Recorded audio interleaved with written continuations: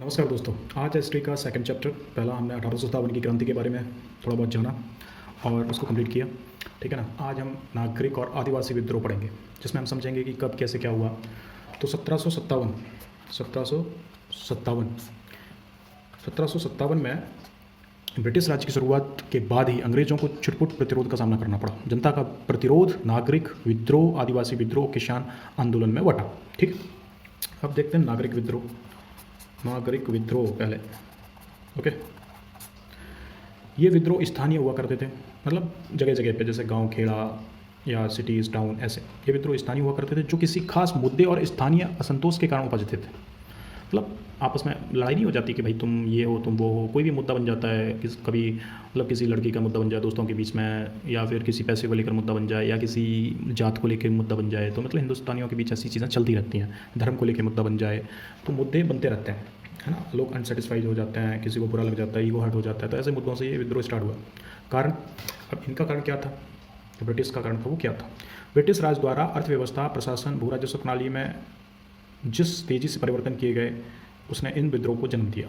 ठीक है ना। मतलब तो फास्ट ट्रैक चेंज अपने अकॉर्डिंग, मतलब अंग्रेज अपने अकॉर्डिंग चीज़ें कर रहे थे। अंग्रेज़ों को लूटना था, लूटपाट करनी थी, चीज़ें अपने अकॉर्डिंग, अपना फ़ायदा कमाना था। तो उन्होंने स्कीम्स जल्दी जल्दी डाल दी, लोगों को समझने का मौका नहीं दिया, क्योंकि लोगों की अपनी एक ज़रूरत होती है। ठीक है ना। तो ये चीज़ें थी। लगान की दरें बेतहाशा बढ़ाई गई, टैक्स को मतलब इतना हाई फाई कर दिया कि पर गाँव के विकास एवं कल्याण के लिए कुछ नहीं किया गया। मतलब अगर आप किसी से टैक्स ले रहे हो तो आप उसके वेलफेयर के लिए कुछ तो करो, है ना। वो नहीं किया गया। बंगाल में 30 साल के भीतर दर मुगल काल के मुकाबले दोगुनी बढ़ा दी गई। जो मुगल काल में जो टैक्स लिया जाता था वो मान लो 1 रुपये था, तो यहाँ पे 2 रुपये कर दिया गया। ठीक है। ब्रिटिश राज ने जमींदारों और पोलीगारों से लगान वसूली का अधिकार छीन लिया। ठीक है। जमींदारों और पोलीगारों से लगान वसूली का अधिकार छीन लिया, और लगान ना चुका पाने के कारण उन्हें ज़मीन के अपने अधिकार बेचने पड़े। ठीक है। सरकार, अधिकारियों एवं नवनाद्य व्यापारियों और महाजनों ने जमींदारों, पोलीगारों की सामाजिक प्रतिष्ठा और प्रमुख का कारण कब्जा किया, तो उनके अहम को चोट पहुंची। ठीक है। लगान की ऊंची दरों के कारण किसान या तो कर्ज लेता या ज़मीन बेचता। किसानों को जो ज़मीन पट्टे पर मिलती, भूस्वामियों से उसका किराया चुकाना, किसानों को जूते मारना, ये सब। ठीक है। नए कानून तंत्र ने किसानों की ज़मीनों में बेदखली को इग्नोर कर दिया। तो ये सारी चीज़ें हुई। ठीक। दैन दक्षिण भारत में विजयनगर में, ठीक है, दक्षिण भारत में विजयनगर के राजा 1794 में विद्रोह किया। तमिलनाडु के पोलीगारों ने 1790 में, मालाबार में समुद्री तट के क्षेत्रों में पोलीगारों ने, 19वीं सदी के पहले दशक में पालेमड़ी पोलीगारों ने, ठीक है ना। त्रावणकोर के दीवाल वेलुपंथी 1805 में, मैसूर के किसानों ने 1830 में, विशाखापत्तनम में विद्रोह हुआ। ठीक है ना। तो ये सारी चीज़ें हुई। अब आता है अपना आदिवासी विद्रोह।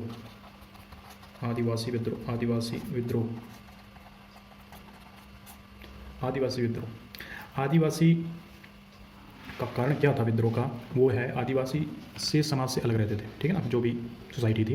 परंतु ब्रिटिश राज ने उनको औपनिवेशिक घेरे में खींच लिया। ठीक है ना।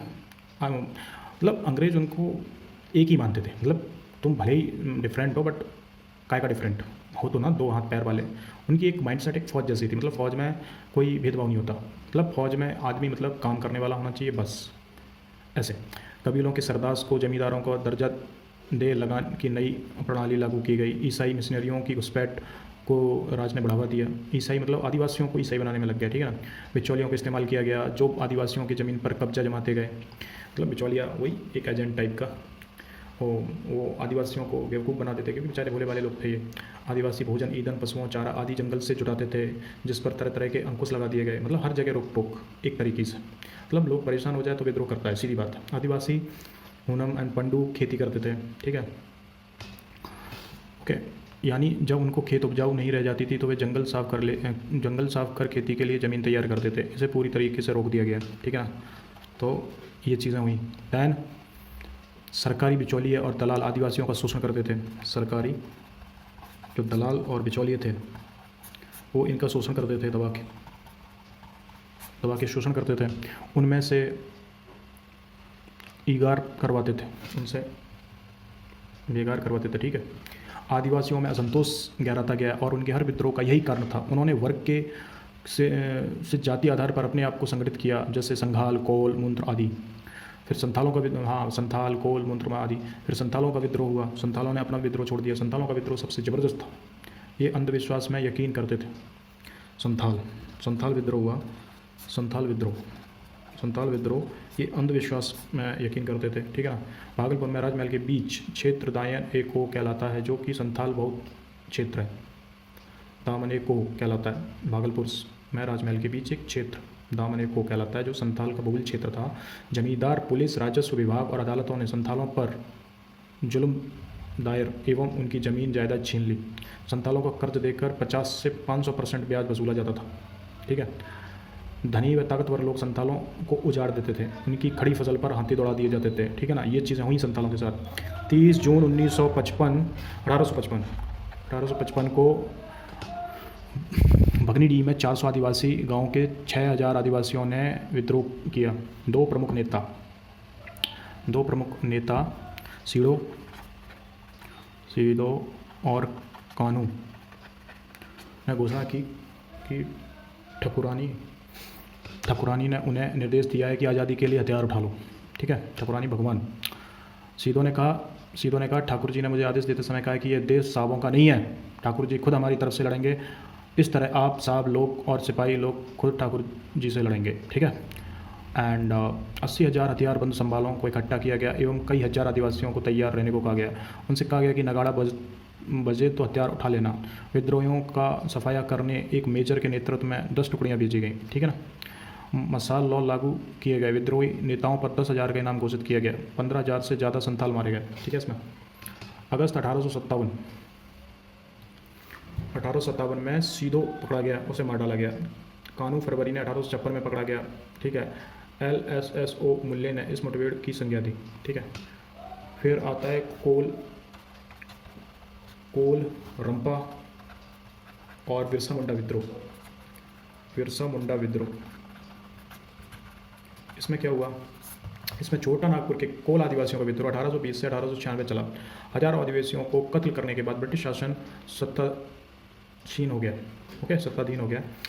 आंध्र की तटवर्ती क्षेत्रों में रंपा पाणी आदिवासियों ने 1759 में नए जंगल कानून के खिलाफ विद्रोह किया। 1880 में विद्रोह को दबा दिया गया, ठीक है। मुंडा विद्रोह 1899 से, जो मुंडा विद्रोह था, मुंडा विद्रोह 1899 से 1900 बिरसा मुंडा के नेतृत्व में हुआ। मुंडा जाति के सामूहिक खेती की परंपरा थी, जिस पर जमींदारों, ठेकेदारों, बनिया और सूदखोरों ने हमला बोला। मुंडा सरदार 30 वर्ष तक इसके लिए लड़ते रहे। बिरसा मुंडा का जन्म 1874 में हुआ। 1895 में इसने खुद को भगवान का दूत घोषित कर दिया, ठीक है।